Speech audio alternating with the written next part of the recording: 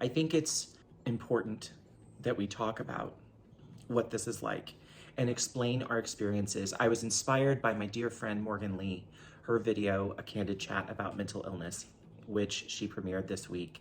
She does the unthinkable. I mean, she shows on video her panic attack for the world to see. You know, I don't have that bravery.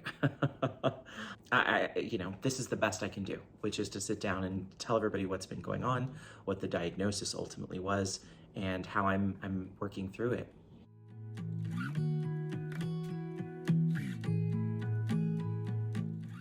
I couldn't possibly be depressed. This has gone on for too long. I've been feeling this way for years at this point. It can't be depression. I'm not having suicidal ideation, which I have had in the past with major depressive episodes.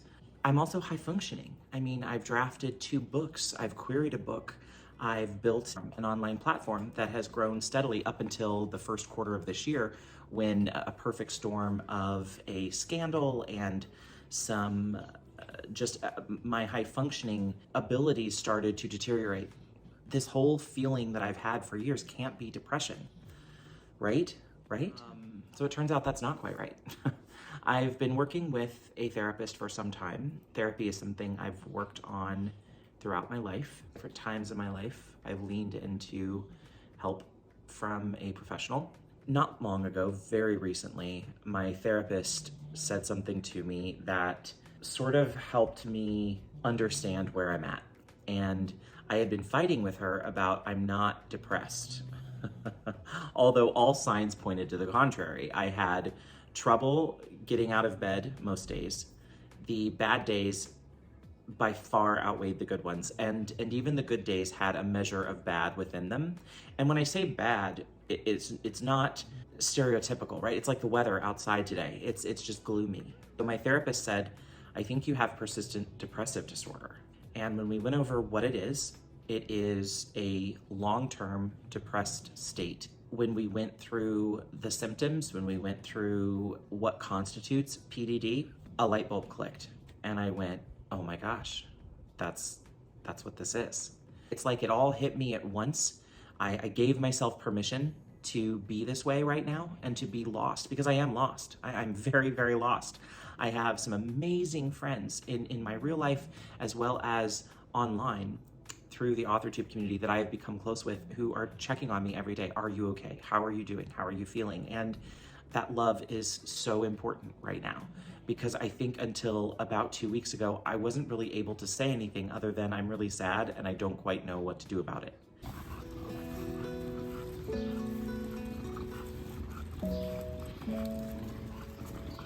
Okay, we are trying to bust ourselves out of, oh my gosh, I have my nasal strip. Amazing. So this is what my mornings actually look like. So kind of trying to get my life back together and get myself out of this massive depression I've been in. One of the tricks is walking every day and getting outside and staying active. And so Little Miss and I are doing a little walk. And it is amazing how it kind of brightens the day. Just kind of starts the day off in the right foot. So one of the things I'm trying to do going forward is every morning get up and do a significant walk with her, not just let her out to go to the bathroom.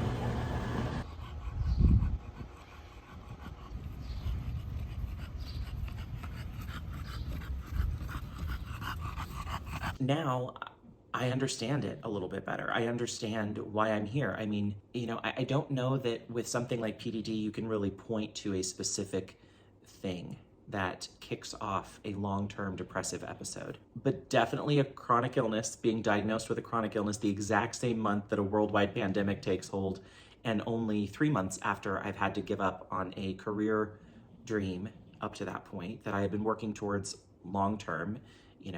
Getting 2 master's degrees takes a lot of work, and working towards a PhD takes a whole lot of work. So I think all of that happening at once. What is amazing about PDD is that I kept thinking, I can't be depressed. I'm high functioning. I'm doing so much during the last 2 years. And I've drafted 2 books. I've written multiple short stories and lots of flash fiction and built a beautiful online community that I'm so proud of and love so, so deeply and I'm so grateful for. That community has kept me going and thriving when I'm still in lockdown. I'm still not in a normal life yet. There are so many things going on that triggered this event. And I think I just couldn't cope with the fact that I was depressed, but still able to function. And in a lot of cases, function highly, be a success. My contract job that I took, going very well. I can sit down and get the work done. But starting in January, I started to be unable to keep up with the extra stuff. And by extra stuff, I mean AuthorTube. I was unraveling. My tip-off was the anxiety that I was having from just looking at emails. So something happened in the fall, and I started to get criticism fairly regularly for lots of things. Everything from language that a guest used on Middle Grade Writers Club to, a criticism about CGL that we tried to course correct. Beginning in the fall, that only compounded to getting lots of input and feedback from people about everything from my performance as a leader, just my own live streams and things people liked or didn't like about them. I had someone at one point write me about they didn't like my color scheme for my NaNoWriMo thumbnails, and they were unsubscribing to me because of my color scheme. And I thought, good deal, good choice. I think that's a good choice. I can laugh about it now, but what was happening was anxiety. And it's still happening now, where I'm still not regularly checking my AuthorTube email because just opening it gives me anxiety. And that's the main way I communicate with other creators. That's the main way I communicate with lots of people in the community. And so I've just sort of gone silent and disappeared. And I wanted to kind of explain why. The why is the anxiety. And I can't describe the level of anxiety. It sounds so silly to think, well, wait a minute, opening your email gives you anxiety? Yes. Yes, the idea of opening my email. Yes, the idea of opening and answering DMs, even from people I know that I'm friends with. It gives me anxiety right now. I just don't have the bandwidth to open it. I don't have the bandwidth to plan anything. I've gone from incredibly high functioning to doing and planning so many events and things last year to just being completely overwhelmed with the idea of even planning much this year. And so if you're a creator out there and you have come into my orbit since last fall and you're kind of under the impression of like, what's going on? Why isn't he watching content as much? Why isn't he in the community as much? Why isn't he answering DMs that I've sent or emails that I've sent or whatever? This is why. Legitimately, the anxiety to even open them is such that I can't. I really will not even look. I've always prided myself on being a workhorse. I've always prided myself on, I can, work through anything.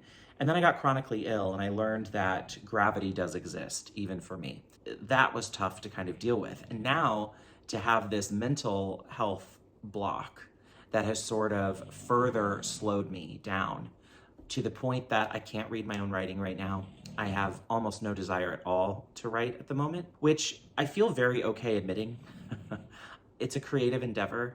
My creativity is absolutely just zapped right now with between the healthcare fight I've had since January that I'm still working out, by the way, with the specialty pharmacy, was on the phone with them today for multiple hours, to the personal stuff that's been going on in my personal life, from loss to moving through that grief and that being kind of a slow moving train, to losing relationships, to the bubble syndrome of being locked up. All of these things have just played together to create this storm to where I don't have the bandwidth to be who I was before.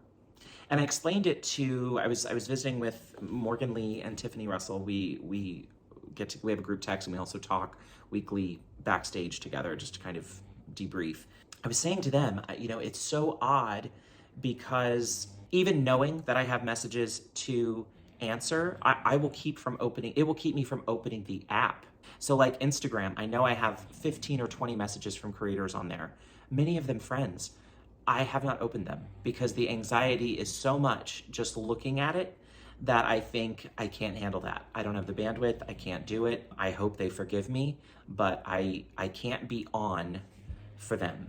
You know what I mean? And I think that's something I'm kind of contending with, where the people that I have become friends with in real life and text and communicate with, they are starting to see the real me, which is not to say that the me I am on AuthorTube or the me I am when I'm live isn't the real me. It is.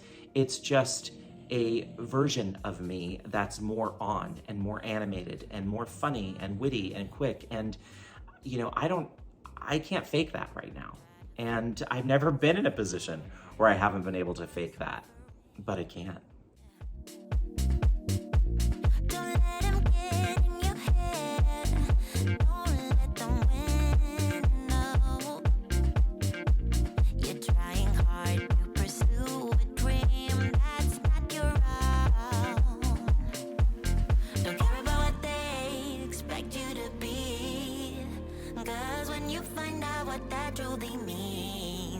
Wherever you are, you still feel alone. Always afraid of the unknown, 'cause we are not alright. Alright. Stuck in our heads and can't find a way out. Way out. Don't close your eyes, 'cause we are not alright. Alright. Stuck in our heads and can't find a way out. Way out. Don't close your eyes, 'cause we are not alright. In the midst of madness, we seek to find the end of the rainbow. Slowly moving. I'm specifically leaning into working with my therapist on moving through this depressive episode and trying to get out of it, full well understanding that this is something that will probably come back for me at another point in my life. And it'll also be a very, very low period and prolonged. PDD, the symptoms have to last for 2 or more years. So I have been in a depressive episode for more than 2 years. And I think that decline, I can see it when I go back and watch content that I've participated in, and more so content on others' channels than mine, because I find that I'm more myself when I'm not having to run the stream. There's not like work to do to make the stream happen. But when I watch myself on other streams of other people, I recognize that I wasn't quite myself. And I also see the deterioration. You know, I see pulling further and further into myself and not really going outside of that to look for any other truth than the lie that my sick brain is kind of telling me. And that's something I would also say is that to anyone out there who's struggling, you know, especially if you're having any suicidal ideation or thoughts of harming yourself, please seek help. Please reach out to someone and talk to them. I'm gonna list a link to resources in the description box for where you can get help, whether you have private insurance or no insurance. And granted, no insurance in the United States is difficult as far as getting the mental health care that you need, but there are resources there to help you, so please seek them out. I recognize my privilege in having access to not only quality health care, but private insurance that ensures that I am seen and that I receive the care that I need. I don't think I can describe what it feels like to be in a niche that covets productivity, that covets word counts. Of course, I'm having a difficult time performing on that platform at a time when my creativity level is at an all-time low, and I just have zero motivation to go out and do much of anything about it.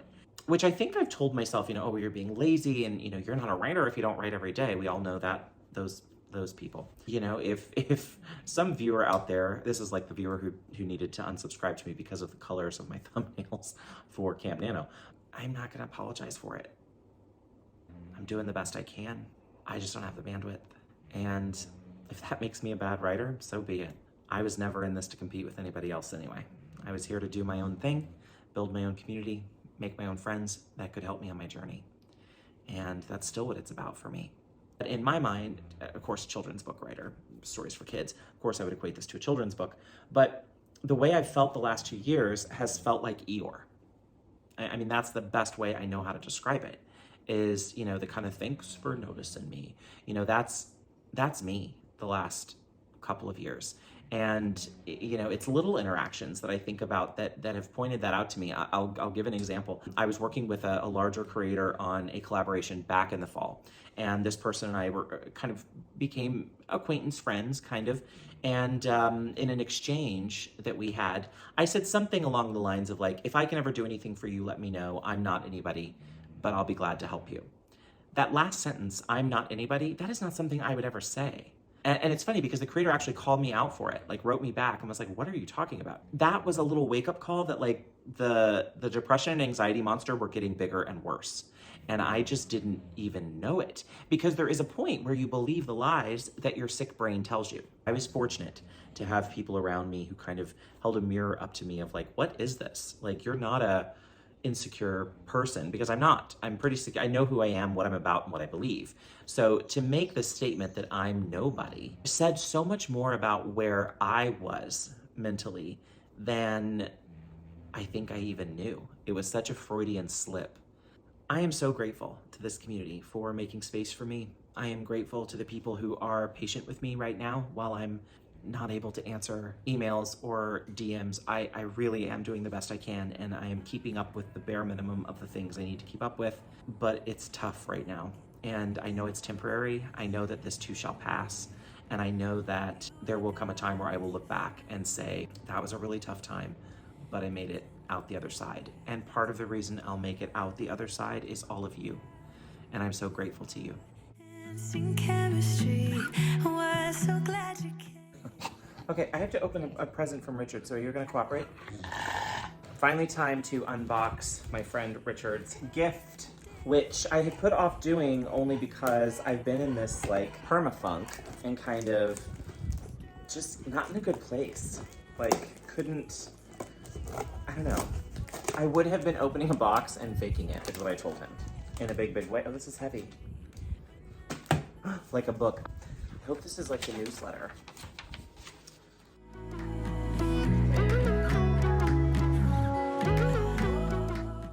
Oh, I love it. He gave me, okay, I think I know what this is. Actually, I should read the letter. This is my first video I've ever done. Welcome to my channel. To Barrett, please enjoy the following gifts enclosed in this package, which, by the way, I love that he told me the gifts on the paper. Like, I shouldn't have read the paper first. That's okay. Foundations, the precursor to my 2021 horror novella, Nightmare Tenant, an exclusive paperback edition. Exciting. And The Thaw, Draft 4. This is the post-apocalyptic novel that he'll be querying this summer. Delighted to send you a copy, which I'm excited about. We talked about that for a long time. So, hi, are you excited? You just want paper to chew on. Which, I feel like you can eat this if you want. So I'll put this on the floor for you to play with. There you go. Oh, it looks so good. I like the cover. I knew you'd go for that paper. I don't know what it is with you and paper. So wild. Then the cover of Foundations. Oh, this is in the place of a book plate. I love this. Hi, you cannot have this one. But this is totally you. See? No, ma'am. I know how you are with paper. I love these, Richard. Thank you, thank you, thank you. Okay, I'm going to have to text him. Excuse me? Are we? Ma'am. I'm shooketh, and she is unhinged. Thank you so much. This was so thoughtful. We love them. She can't wait to eat them. I can't wait to read them. And I appreciate you so much, my friend. So much paper. This paper you can mess with.